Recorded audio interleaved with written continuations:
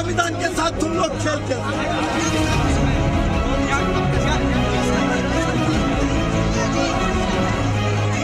निसार में तेरी गलियों के वतन कि जहाँ चली है ये रस्म कि कोई न सर उठा के चले।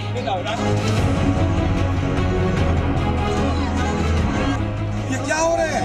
हम क्या आतंकवादी हैं? जहाँ कश्मीर में आतंकवादी हैं उनसे लड़ो, या हम लोग आतंकवादी नहीं हैं।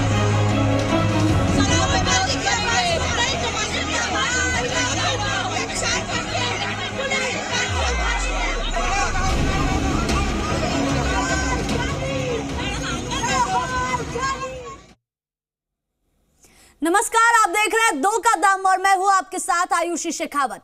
ईडी दफ्तर में राहुल गांधी से आज तीसरे दिन की पूछताछ जारी है। तो वही आपको बता दें कि राहुल गांधी से पूछताछ के विरोध में कांग्रेसी कार्यकर्ताओं ने प्रदर्शन किया। वो प्रदर्शन कर रहे हैं और उन्होंने ईडी दफ्तर के बाहर टायर में आग लगा दी। वही कांग्रेस मुख्यालय के बाहर कांग्रेस के कई नेता धरने पर बैठे हैं और उनका आरोप है कि पुलिस ज्यादती कर रही है।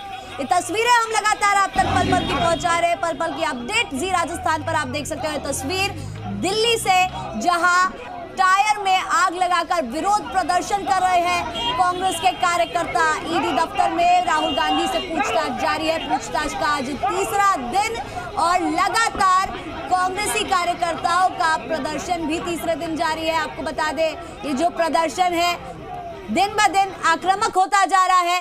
तस्वीरें आप देख सकते हैं, यहाँ पर टायर में आग लगाकर विरोध जताया जा रहा है। तो वही आपको बता दें कि कई कांग्रेसी कार्यकर्ताओं को हिरासत में ले लिया गया है। पुलिस बल का भी यहाँ पर प्रयोग किया जा रहा है। घसीट कर कांग्रेस के कार्यकर्ताओं को हिरासत में लिया जा रहा है। पल पल की अपडेट जी राजस्थान आप तक पहुंचा रहा है और सभी तस्वीरें आप जिस तरह से देखते आ रहे हैं, किस तरह गांधीवाद तरीके से प्रदर्शन शुरू हुआ था, लेकिन अब ये आक्रामक होता हुआ नजर आ रहा है। लगातार तीसरे दिन राहुल गांधी से पूछताछ का जो दौर है वो जारी है।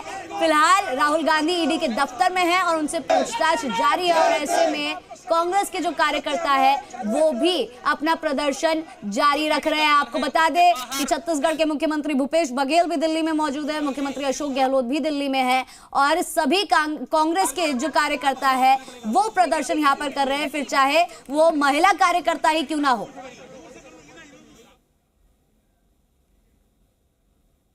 मोदी सरकार और उनके साथ साथ दिल्ली पुलिस अब गुंडागर्दी पर उतर आई है। गुंडागर्दी की सब हदें पार कर अखिल भारतीय कांग्रेस कमेटी के कार्यालय में घुसकर कार्यकर्ताओं और नेताओं को मारना पीटना अब ये संयम की सब हदें पार कर गया है।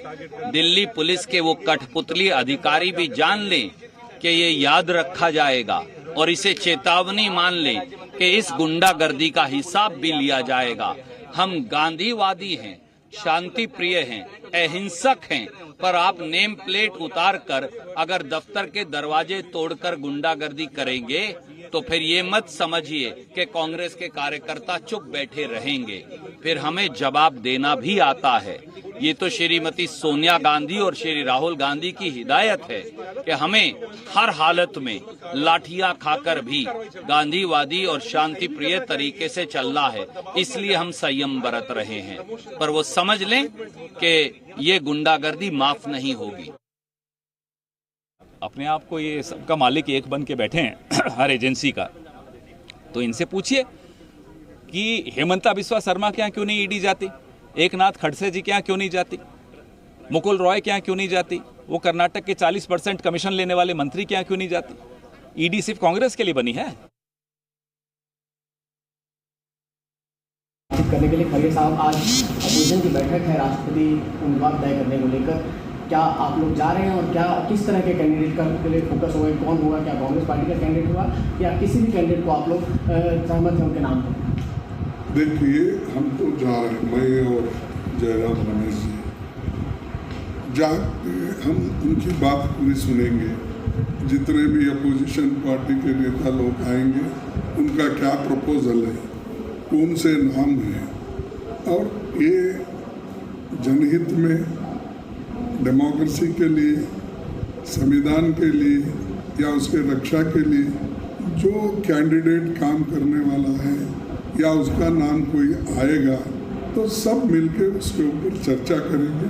फिर उसके बाद में हम हमारे कांग्रेस प्रेसिडेंट से भी पूछेंगे, उनको ये बताएंगे कि ये राय उस मीटिंग में हुई, तो इसके लिए हम उनको अवगत कराएंगे और उसके बाद आगे क्या करना वो रणनीति फिर बनाएंगे। सर, क्या कांग्रेस से बाहर के उम्मीदवार पर भी आम सहमति बन सकती है? कांग्रेस उसके लिए तैयार हुई, ये मेरा सवाल है।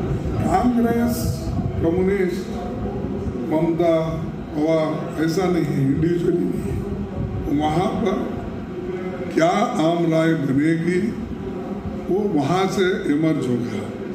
अब पहले ही बोलना ठीक नहीं है और हमारे पास कोई ऐसा कैंडिडेट को हम सामने नहीं रखा, इसी को दो, एक्स को दो, वाई को दो, जेड।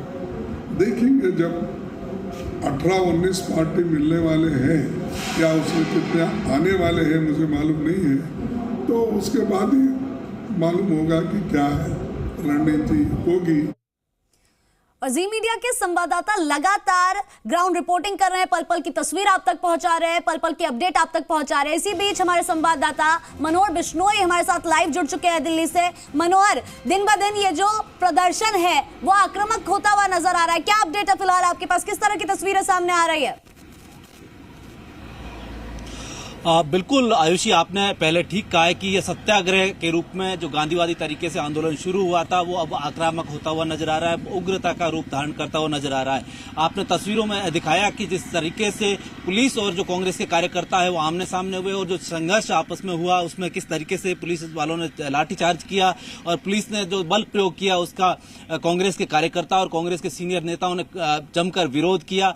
आज कांग्रेस ने एक टेक्निक अपनाई कि ग्रुप में बंट करके अलग अलग जगह प्रदर्शन किया जाए ताकि पुलिस को है चकमा देकर के सभी जगह से विरोध दर्ज करवाया जाए। इसी का नतीजा है कि ईडी के बाहर भी कुछ लोग कांग्रेस के कार्यकर्ता वो पहुंच गए थे, वहां टायर जलाकर पुतला जलाकर जो है एक नहीं दो बार प्रयास किया गया और जो आगजनी की गई उसके बाद वहां से भी पुलिस ने उन सब लोगों की धरपकड़ की और डिटेन करके कई अलग बाहर के थानों में ले जाया गया। दूसरी तरफ एआईसीसी पर जिस तरीके से जो प्रदर्शन हुआ, बैरिकेडिंग तोड़ दिए गए, सारे जो कांग्रेस के यूथ कांग्रेस के कार्यकर्ता, सेवा दल के कार्यकर्ताओं ने जमकर हंगामा किया और दिल्ली पुलिस के खिलाफ जिस तरीके से जो प्रदर्शन करना था वो तमाम जो हथकंडे अपनाए, जो उसके बाद जो पुलिस ने बल प्रयोग किया और पुलिस ने कांग्रेस मुख्यालय के अंदर घुसकर कई कांग्रेस के कार्यकर्ताओं की धरपकड़ की, उनको पकड़ करके गाड़ी में लादा गया और लाठियों से पीट करके उनको ले जाया गया। उसमें कई लोगों को चोटें भी आई हैं, कई हॉस्पिटलाइज किए गए हैं।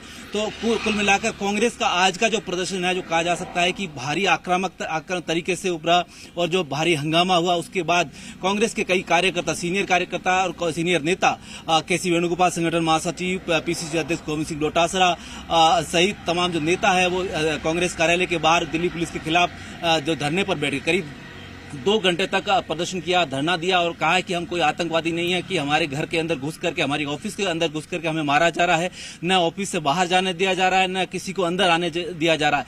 ये एक तानाशाही रवैया केंद्र सरकार की तरफ से जो एजेंसियों के मार्फत करवाया जा रहा है ये बिल्कुल बर्दाश्त नहीं होगा और कांग्रेस के तमाम लोग ये कह रहे हैं कि ये आंदोलन अब लंबा चलेगा और लड़ाई लंबी चलेगी, यहाँ तक थमने वाली नहीं है।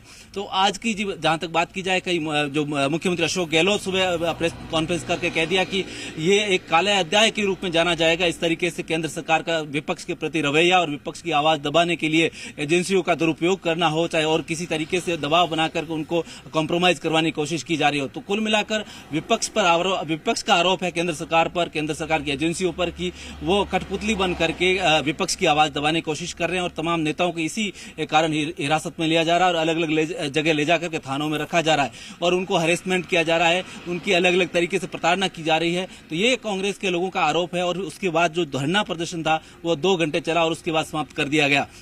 दिल्ली पुलिस के जवान तो थे, कोशिश कर रहे थे कि कार्यकर्ताओं को रोक के और जो रोष है उनको कम किया जाए, उग्रता को रोकने की कोशिश की, लेकिन रोके नहीं और तमाम बैरिकेडिंग तोड़ करके सड़क पर उतर आए। उसके बाद पुलिस ने कई बसों में भरकर कार्यकर्ताओं को अलग अलग थानों में ले जाकर डिटेन किया और पुलिस कस्टडी में रखा हुआ है। तो फिलहाल आपको बता दें कि बिल्कुल मनोहर, हमारे साथ जुड़ने के लिए और तमाम जानकारी साझा करने के लिए आपका बहुत बहुत धन्यवाद। और चलिए आगे बढ़ते हैं, आपको बता दें पश्चिम बंगाल